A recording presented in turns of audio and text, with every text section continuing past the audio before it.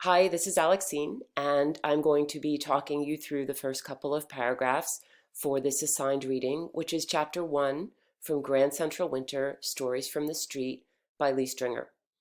And I chose this as a reading, even though it's not technically about grammar, because I think that if we want to learn grammar and think about the history and politics and culture of English, I think it's important first to think about our relationship with writing itself.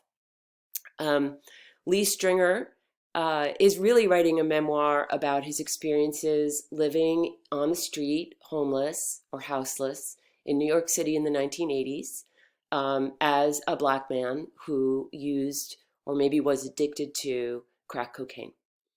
So he's not technically writing about writing, but you'll see in this opening chapter, he is writing about writing. So I'm just going to start and then I'll make some observations about what I read. What happened was I was digging around in my hole.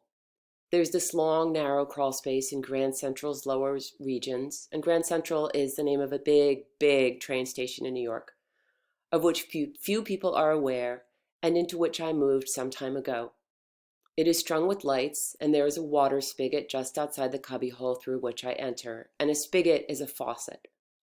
It's on the chilly side in winter, and I baste down there in summer, but it is, as they say, home.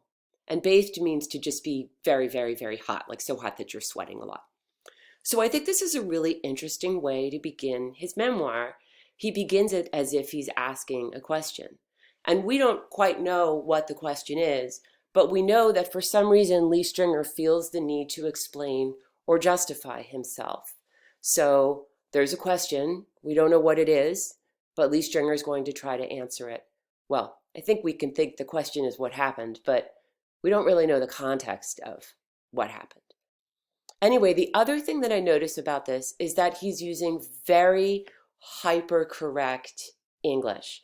There's a very obscure rule that says, for example, that you shouldn't end a sentence with a preposition like which, and you'll see here of which and here into which, that he's using a sort of complicated and very, very formal sentence structure so as to avoid violating this rather obscure grammar rule.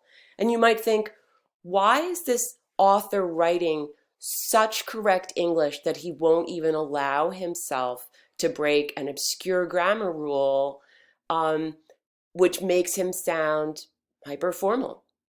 And I think that's something that we need to hold in our minds, okay? I also noticed that he uses some pretty big words like spigot or baste. Those are maybe excessively formal words for instead faucet or maybe sweat for baste. Okay.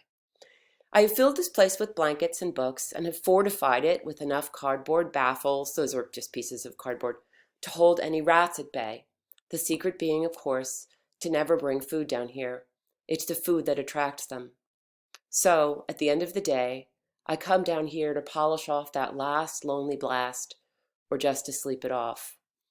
Here he's, I think, opening up just a little crack of himself to let us see some more about him.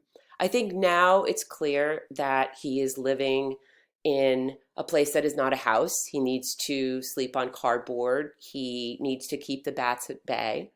And he's also letting us know that he does something called polishing off his blast. And some of us might know that that refers to crack smoking. And some of us might not understand, but might think, well, that sounds kind of informal. And then you might have noticed the last sentence, or just to sleep it off, is a sentence fragment. So he's moved from very formal English into a little bit more of a casual way of writing. So he's established he can write formal English, and now I think he's opening up a crack and letting us in. But as I said, I was digging around in this hole. Well, here we're getting much more informal, right? He's shifting very slowly from formal into informal. Lying flat on my back, reaching back and under the old blankets, newspapers, and clothes that I've amassed over time and that keep me insulated from the concrete floor, trying to find some small, dowel-like instrument with which to push the screens from one end of my stem to the other so that I could smoke the remaining resin caked up in the thing.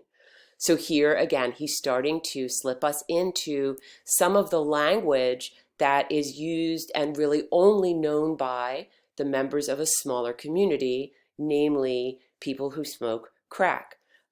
He's still making sure to use some pretty big words like amass, which means to collect together, and dowel, which refers to a like long stick that's round. Um, and resin is a kind of sap. But then he goes informally into caked up in this thing. So you can see that he's starting to move back and forth between a more formal way of speaking and a more informal way. For those of you who have not had the pleasure, I point out that when you are piping up, that's another term that is only specific to the group of people to which he belongs, the first thing to go is your patience. And I'm digging around under this mess, cursing and muttering under my breath like an old wino on a 3-day drunk, when my fingers finally wrap around some sort of smooth, straight stick. And remember, that's what he's looking for, right? I pull it out, and it's a pencil, and it does the trick.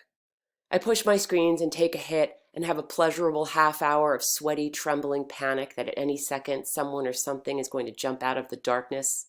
I get much too paranoid to smoke with the lights on and stomp the living shit out of me or something.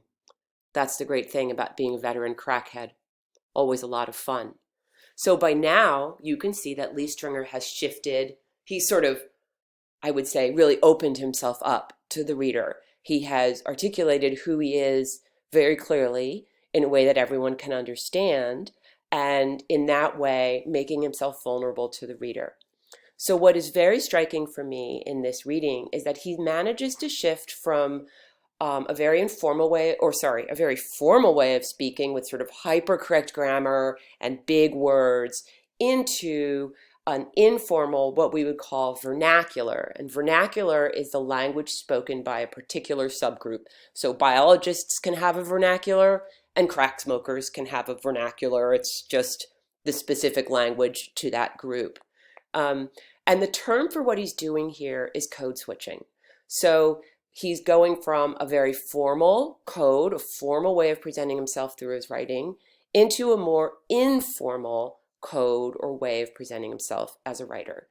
So I hope that this introduction is helpful. I hope that it guides you forward in your reading of the rest of this chapter, and I hope that you love it as much as I did. I look forward to hearing your thoughts.